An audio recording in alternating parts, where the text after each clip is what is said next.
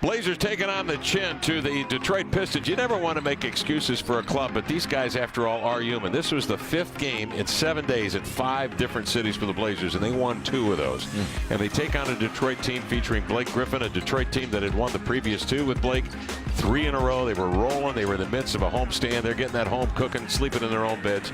You know the whole story.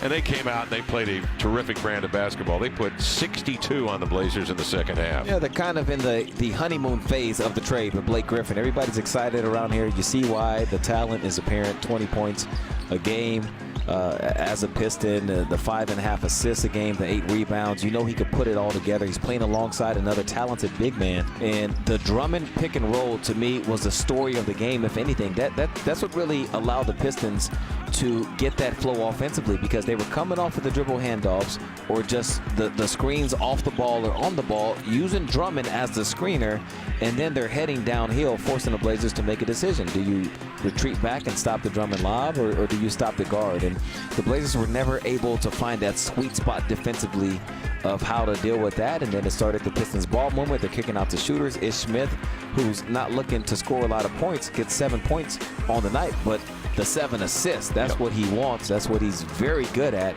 And he found his shooters. And the season high in assists for the Pistons, 36. It's a bit of an uncharacteristic deal for the Blazers, because they limit the fewest amount of assists per game in the league. So you don't see these types of outings happen against the Blazers. So I'm going to chalk it up to an anomaly of sorts more than anything. And they'll be able to go watch tape, fix it, and not let it happen in the next game against Charlotte. And a couple of days rest will help. That will help. Well, getting back out on the West Coast before they take on Charlotte on the eve of the trade deadline on the 8th of February. 6 players in double figures for the Detroit Pistons. Blake Griffin, 21, 17 and 17 for Andre Drummond, and for the Blazers, 4 in double figures, Damian Lillard with 20 on the night. Blazers go to 29 and 25, a date coming on the 8th against the Charlotte Hornets.